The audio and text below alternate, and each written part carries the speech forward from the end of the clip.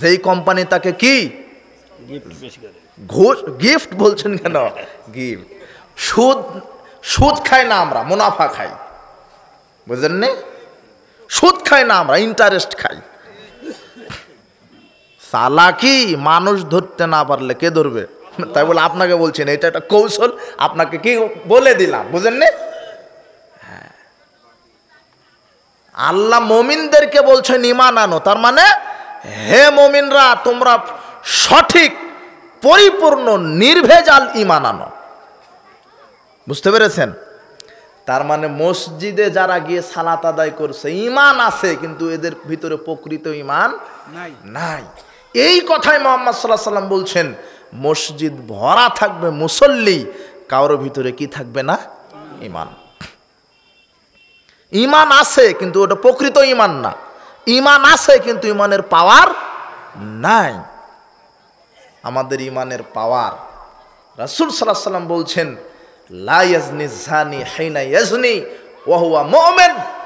কোন মুমিন নারী পুরুষ জেনা করতে পারে না ঈমান নিয়ে। যুবক সালাত আদায় করে, প্রেম করেও বেড়ায়, মোবাইলে গান বাজনা শুনেও বেড়ায়, নগ্ন নারীকেও চোখ দিয়ে দেখে, আছে না? চোখের জেনা, হাতের জেনা, শরীরের জেনা, শারীরিক জেনা, পরকীয়া সবই আছে, সালাত আদায় করছে। লা ইয়াশরাবুল খামরা হিনা ইয়াশরাবুহা মুমিন। মুমিন নারী পুরুষ মদ পান করতে পারে না ঈমান নিয়ে। তার মানে যারা মদ খায় এদের ভিতরে কি নাই? ঈমান নাই, প্রকৃত ঈমান নাই।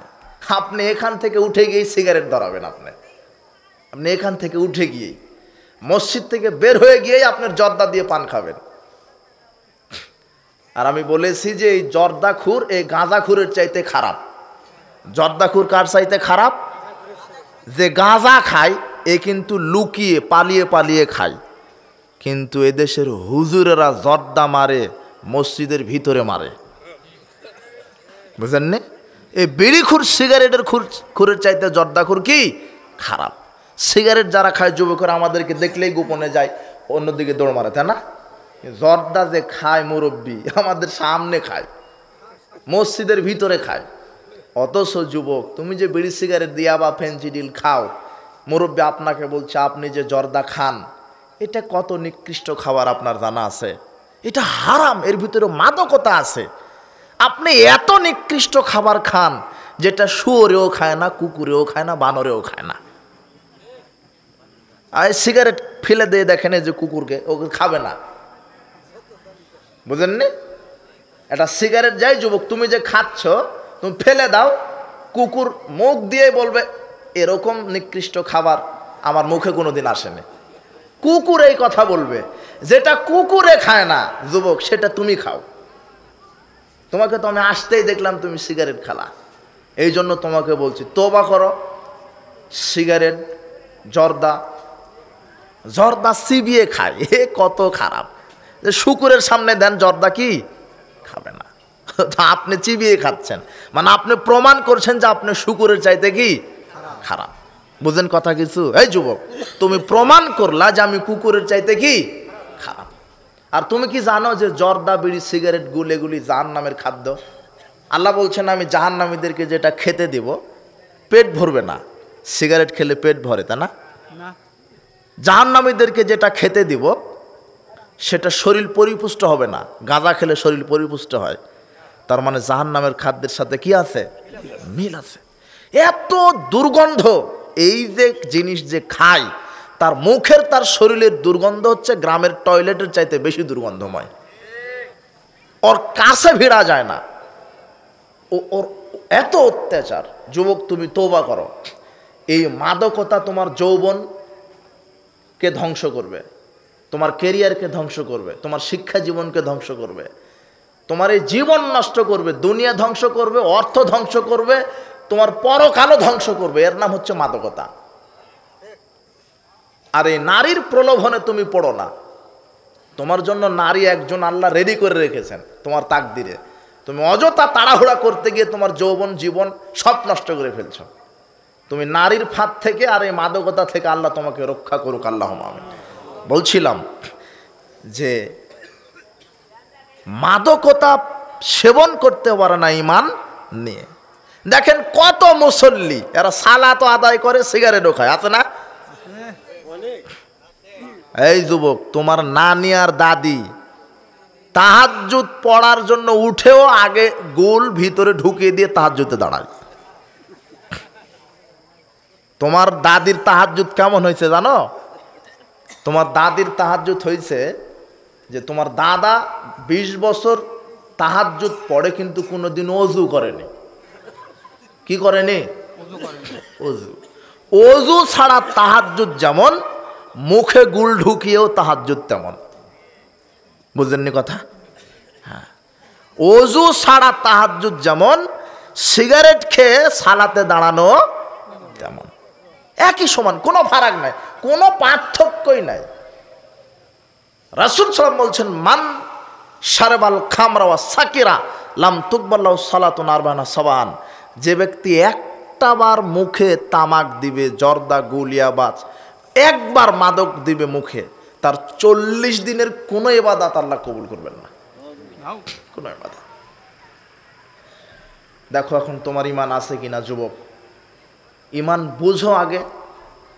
একে তো শিরক করে ঈমানকে নষ্ট করে দিয়েছো, আর এই জাহেলিয়াতকে মেনে নিয়ে তুমি ঈমানকে বিক্রি করে দিয়েছো। কাজেই ঈমান, আমাদের ঈমান কোথায়, আমাদের ঈমান কত দূর পর্যন্ত গেছে, আমাদের ঈমানের পাওয়ার কত দূর?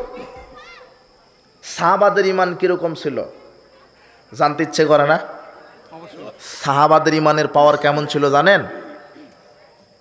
2464 নম্বর হাদিস খুলেন সহিহ বুখারী। আনাস রাদিয়াল্লাহু আনহু বলছেন যে আবু তালহার বাড়িতে মদের আড্ডা চলছে। তখন মদ কিন্তু জায়েজ, এখনো মদ হারাম করেননি আল্লাহ। এই জন্য সাহাবীরা মদের আড্ডা করছে। কার বাড়িতে? আবু তালহার বাড়িতে। আনাস রাদিয়াল্লাহু আনহু বলছেন যে আমি নিজে মদ পরিবেশন করাচ্ছি, এক হাতে জগ, এক হাতে মগ ঢালছি, বা তখনকার যেই পাত্র, ঢেলে ঢেলে সাহাবীদেরকে দিচ্ছি, খাচ্ছে। হঠাৎ করে এক আগন্তুক এসে বলছেন, শোনো, আল্লাহ মদ হারাম করে দিয়েছেন। সাহাবারা শুনতে দেরি, আল্লাহ মদ হারাম করেছেন এটা শুনতে দেরি। সাহাবীগণ বলছেন, যাদের হাতে ছিল গ্লাস ফেলে দিয়েছে, যারা মুখে দিয়েছিল কুলি করেছে, যারা গিলে ফেলেছিল তারা বমন করেছে।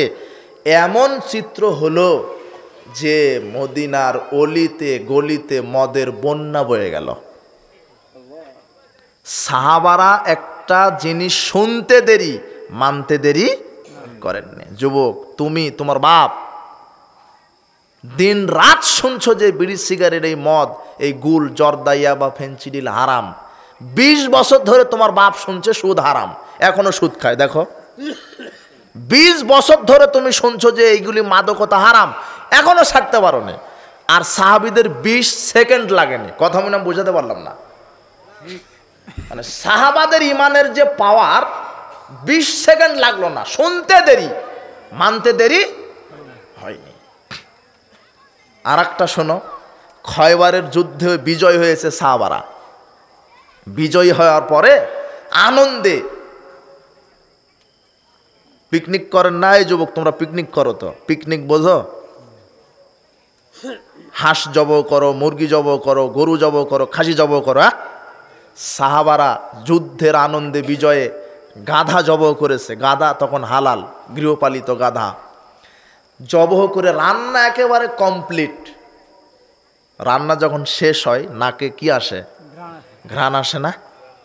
কারো বাড়ির সামনে দিয়ে যাচ্ছেন, বিরিয়ানি পাকাচ্ছে, ঘ্রাণ আসে না? তখন মন কি বলে, হা, যদি পাইতাম। আসে না আকাঙ্ক্ষা? হয়তো সাহাবারা বলছে যে দেখ, পাত্র থেকে, পাতিল থেকে রান্নার কি ঘ্রাণ আসতে লেগেছে। এমন সময় আমরা সব কমপ্লিট, প্রিপারেশন নেওয়া যে খাওয়া শুরু করব, কমপ্লিট রান্না। এমন সময় মুহাম্মদ সাল্লাল্লাহু আলাইহি সাল্লাম বলছেন যে আমি মুহাম্মদ সাল্লাল্লাহু আলাইহি সাল্লাম গৃহপালিত গাধার গোশ এখন থেকে হারাম করে দিলাম।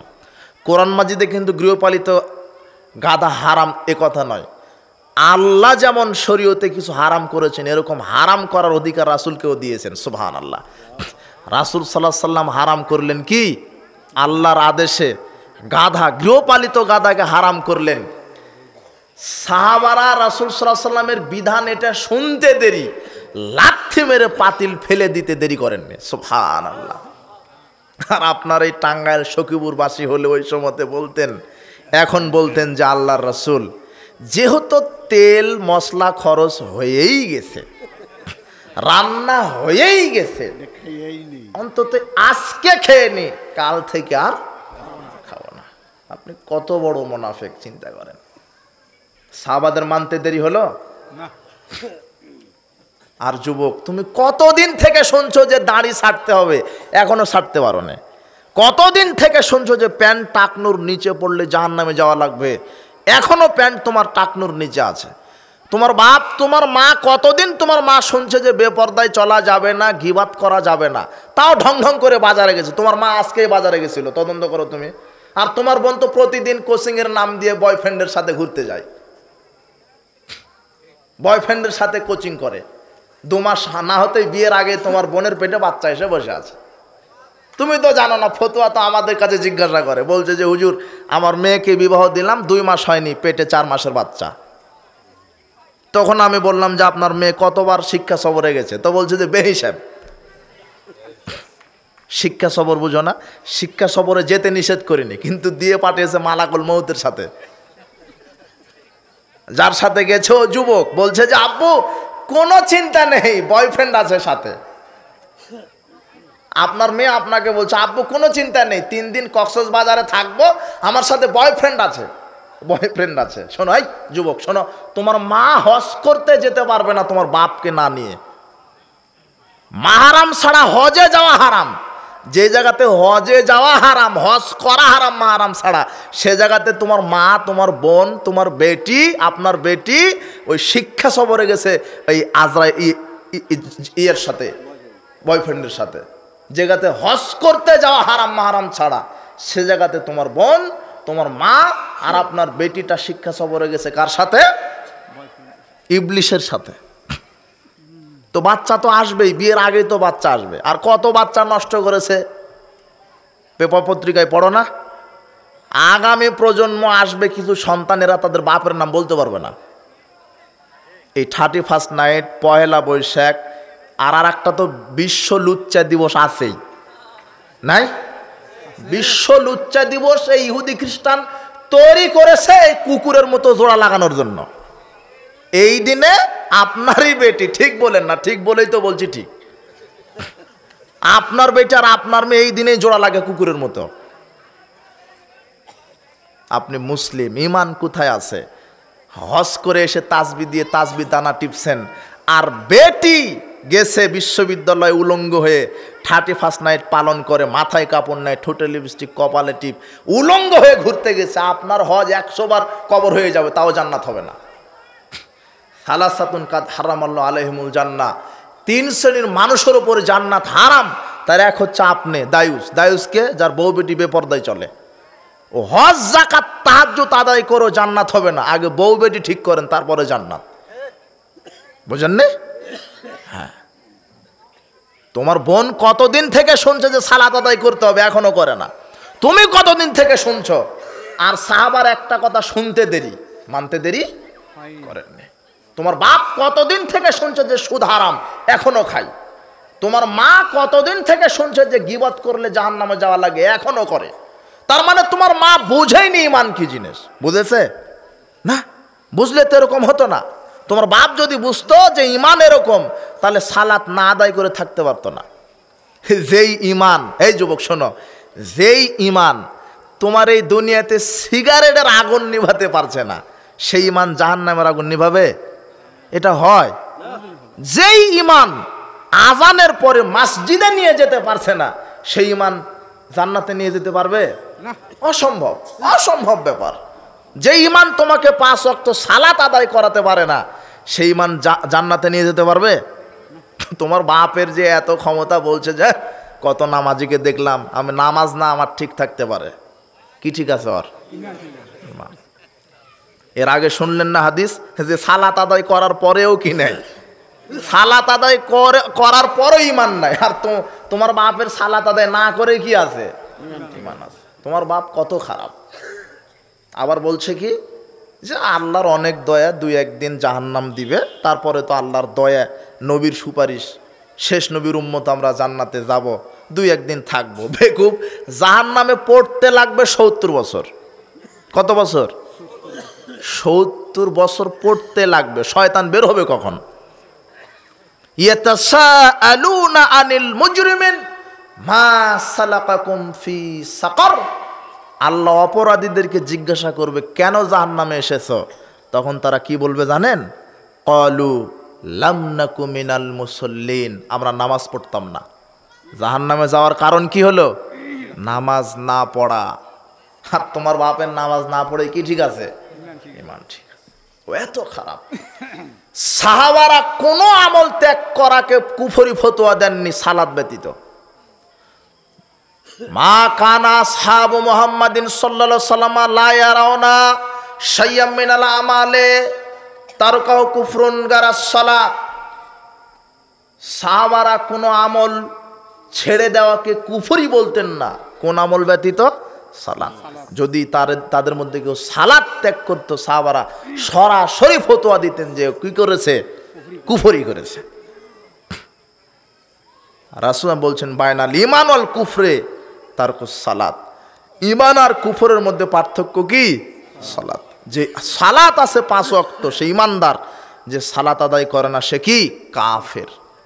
ইচ্ছা করে, সজ্ঞানে, স্বেচ্ছায় যদি ওয়াক্ত পার করে দেন, সালাত আদায় না করেন, আপনি একেবারে টাটকা কাফের। বুঝেননি কথা? সালাত আদায় করো না, দিনের পর দিন চলে যায়, ক্যারামের আড্ডাতে থাকো, জুয়ার আড্ডাতে থাকো, ঘুষের আড্ডাতে থাকো, মাদকতার আড্ডাতে থাকো, গান বাজনার আড্ডাতে থাকো। যুবক, তোমার বাপ থাকে, তোমার মা থাকে, এদিকে ওয়াক্ত পার হয়ে যায়, ফজর কখন গেল, জহুর কখন গেল, তোমার কোনো একটুকে বিবেকে বাধা দেয় না। এই তো তোমার ঈমান। যে ঈমান তোমাকে 5 ওয়াক্ত সালাত আদায়কারী বানাতে পারেনি, সেই ঈমান তোমাকে জান্নাতে নিয়ে যেতে পারবে না। কাজেই ঈমান কি এটা বোঝার চেষ্টা করেন। ঈমান কি জিনিস? আপনার সালাত নাই, সিয়াম নাই, আপনি ঈমানদার? জি না, ঈমানদার না আপনি। যে ব্যক্তি সালাত আদায় করে না, মুসলিম বলে দাবি করার হক তার নাই। সে মুসলিম না, সে মুসলিম না। যার সালাত নাই সে কি না? মুসলিম না। আপনি দলিল নেন, সহিহ মুসলিম 1520 নম্বর হাদিস। রাসূল সাল্লাল্লাহু আলাইহি ওয়াসাল্লাম বলছেন, মান সাররাহু, যে ব্যক্তি চায় আয়াল কল্লাহ গাদান মুসলিমান, বিচারের মাঠে মুসলিম হয়ে আল্লাহর সামনে উঠতে চায়। আপনি আল্লাহর সামনে মুসলিম হয়ে উঠতে চান না? রাসূল সাল্লাল্লাহু আলাইহি ওয়াসাল্লাম বলছেন, কেউ যদি আল্লাহর সামনে মুসলিম হয়ে উঠতে চায়, ফালিউ হাফেজ আলা হাওলাই সালাওয়াতিল খামস, সে যেন কয় ওয়াক্ত সালাত আদায় করে? শুধু জুমার, তাই না? না, শুধু রমাদানে সালাত আদায় করলে হবে? বাংলাদেশে কত ধরনের মুসল্লি নেবেন? ও রমাদান মাসে আসলে ও সিয়াম পালন না করুক, তারাবি ঠিকই পড়ে। বুঝেন না? রমাদানের 1 মাস প্রথম কাতারের মুসল্লি, রমাদানের চাঁদ ডুবে গেছে, ও ডুবে গেছে, মসজিদে নাই।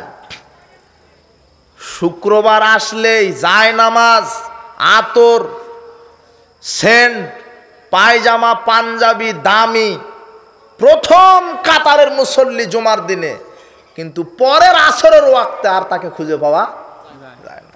শোনেন, যারা শুধু শুক্রবারে সালাত আদায় করে, বাকি দিন সালাত আদায় করে না, 5 ওয়াক্ত করে না, এরা হলো কাফের। কি?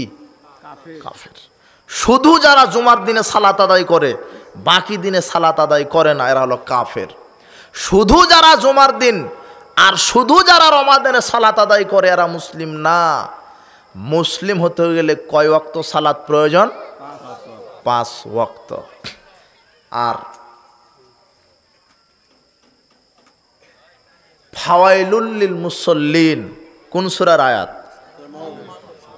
অর্থ কি? হ্যাঁ, দুর্ভোগ না, মুসল্লিদের জন্য ওয়াইল নামক জাহান্নাম। মুসল্লি কারা? এতক্ষণ তো হাদিস বললাম আপনাকে, আল্লাহ বলছেন ফাওয়াইলুল লিল মুসল্লিন, মুসল্লিদের জন্য ওয়াইল নামক কি? জাহান্নাম। মুসল্লির জন্য জাহান্নাম। মুসল্লি কারা? যারা 5 ওয়াক্ত কি আদায় করে। এটা কি সহ্য করা যায়? আল্লাহ বলছেন যে 5 ওয়াক্ত সালাত আদায় করার পরেও কি নামক জাহান্নাম? কেন? কেন জানেন? আল্লাযীনা হুম আন সলাতিহিম সাহুন, তারা সালাতে উদাসীন, অমনোযোগী। যাক, এই কেবলে তো জোরের আজান দিল, এই টিভির এই নাটকটা দেখেই যাই, বুঝলেননি? এই আসরের আজান কেবলে দিল, চায়ের স্টলে আসেন, একটু গল্প করেই যায়। মানে ওয়াক্তর কোনো দাম আপনার কাছে নাই। নিজের মতো করে আপনি সালাত আদায় করছেন। এই ব্যক্তি সালাত থেকে কি? উদাসীন, অমনোযোগী। বুঝেননি মনে হয়? আপনি তো বুঝতে পারবেন না আলোচনা। আপনাকে বক্তব্য দিতে হবে সেইভাবে, তখন আপনি বাপের বেটা বলে গেল, এটা তো আপনার। বুঝেন আপনি যে উদাসীন। ফাওয়াইলুল লিল মুসল্লিন, মুসল্লিদের জন্য জাহান্নাম। কোন মুসল্লিদের জন্য জাহান্নাম? আল্লাহ বলে দেননি পরের আয়াতে, আল্লাযীনা হুম আন সলাতিহিম, যারা সালাত থেকে কি? অমনোযোগী, উদাসীন। যাক, পড়ে নিবনি, পড়ে নিবনি। আজকে আপনার এই মসজিদে জোহরের সালাত কয়টায় আদায় করেছেন? আজান হয়েছে কয়টায়? হ্যাঁ, 12:30। জামাত হয় কখন? হ্যাঁ, 1:45। আচ্ছা, কিছুটা মেনে নেওয়ার মতো হলো। তাও আপনি আজকে দেখেন জোহরের ওয়াক্ত কয়টায় হয়েছে? 12টার আগে। 11:45, 40 টাঙ্গাইলে 45, 11:45। আজান দিলেন কখন? 12:30। কয় মিনিট পর? 45। এই 45 মিনিটের মধ্যে আপনি মারা গেলে বেনামাজি হয়ে মারা যাবেন। আপনি লিখে নেন, ফতোয়া লিখে নেন। তো আজান দিলেন, জামাত আরো কয় মিনিট পর করবেন? 15 মিনিট। তাহলে কত হলো? 1 ঘন্টা। 1 ঘন্টা আগে ওয়াক্ত হয়েছে, 1 ঘন্টা পরে কি করলেন? 1 ঘন্টা। এই 1 ঘন্টা মরবেন না, তাই না? হ্যাঁ, রাসূল সাল্লাল্লাহু আলাইহি সাল্লাম বলছেন, আল্লাহর নিকটে সবচাইতে পছন্দনীয় আমল as-সালাতু লিওয়াক্তিহা, ওয়াক্ত মতো সালাত আদায় করা। কিস মতো? আপনার ইচ্ছা মতো না, মসজিদ কমিটির ইচ্ছা মতো, তাই না? না, তাই তো। আপনি দেখেন 12:30 আজান দিতে কে বলেছে? কমিটি বলেনি। বুঝেননি কথা? আপনার মসজিদ তো কমিটির বিধানে চলে, রাসূলের বিধানে চলে না। বুঝেন আগে আপনি। ওয়াক্ত হলো 11:45, আজান দিলেন আপনি, তাও 12:30 দিলেন। 1টার দিকে যারা মারে তাদের কি অবস্থা? 1:15 যারা মারে তাদের কি অবস্থা? যারা 1:30টায় সালাত আদায় করে, জামাত করে, তাদের কি অবস্থা? বুঝেননি? এরা সমাজের রীতিনীতিতে ধর্ম চালায়, রসুলের নীতিকে এরা 5 পয়সা দাম দেয় না। ওয়াক্ত হলো 11:45, আজান দিলেন 1টায়, জামাত করছেন 1:30টায়। ও কত বড় মুনাফিক, কত বড় মুনাফিক! শোনেন, এই যে 1:45 ওয়াক্ত, 1টায় আজান দিলেন, 11:45 ওয়াক্ত, 1টায় আজান হলো কত মিনিট পর? 1 ঘন্টা 15 মিনিট পর। 1:30টায় জামাত, কত মিনিট পর জামাত হলো? 1 ঘন্টা 45 মিনিট পর। বুঝেননি? ওয়াক্ত হওয়ার 1 ঘন্টা 45 মিনিট পরে জামাত করলেন। এর মধ্যে যদি আপনি মারা যান, কি হিসেবে মারা যাবেন? এখন আপনি বলবেন যে ওয়াক্ত হয়ে গেছে, আজান হলো, আজানের পরেই তো মারা যেতে পারে, 1 সেকেন্ডও তো লাগবে না। আপনি তো এখন বলবেন, আপনার তো অনেক বুদ্ধি এখন, তাই না? আজান দেওয়ার সাথে সাথে মুমিনেরা সালাতের প্রস্তুতি নেয়, নাই না? যারা মুমিন। আর উদাসীন কারা? আজান হয়েছে, কি হয়েছে? আরো 2 ঘন্টা পর সালাত আদায় করে নেব। এরা হলো সালাত থেকে কি, এদের জন্যই ওয়াইল নামক কি জাহান্নাম।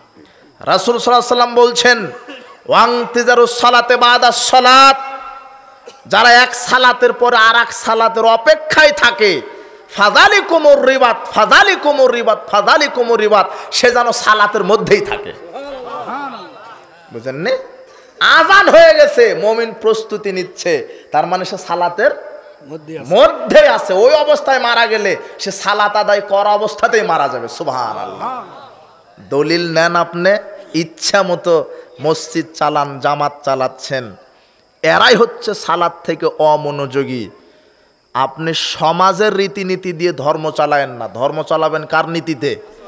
মুহাম্মদ সাল্লাল্লাহু আলাইহি ওয়াসাল্লামের নীতিতে। বুঝেছেন কথা? আর আপনার বাড়ির যে স্ত্রী আছে ও তো জোহর আসর এশার সাথে মেরে দেয়। বুঝেন না? মহিলাদেরকে বলছি, মহিলাদের সালাতের কত সমস্যা, এরা ওয়াক্তকে প্রাধান্যই দেয় না। আজান হয়ে গেছে, ঘর ঝাড়ু দেয়, ঘর লেপন করে, পোছন দেয়, হ্যাঁ, স্ত্রী স্বামীকে স্বামীর পোশাক আশাক কাঁচা দেয়, সংসারের কাজ রান্না বান্না করতে করতে জোহরটা আদায় করে আসরের সাথে, জোহর আসরের সাথে করে নেবনি। বুঝলেন না? মা বোনদেরকে বলছি শোনেন, ওয়াক্ত যখন হয়ে যাবে, রান্নাঘরে আসেন অথবা ঘর ঝাড়ু দিচ্ছিলেন, ওয়াক্ত হয়ে গেছে, আজান হয়ে গেছে, রান্না করতে করতে ওয়াক্ত হয়ে গেছে, আপনি ওযু করে সালাত আদায় করে নেন, ওয়াক্ত মতো সালাত আদায় করে নেন, এরপরে ঘর ঝাড়ু দেন, রান্না করেন, স্বামীকে খাওয়ান, স্ত্রীকে খাওয়ান, সবার শেষে আপনি আসর বেলা গোসল দেন। বুঝেননি কথা?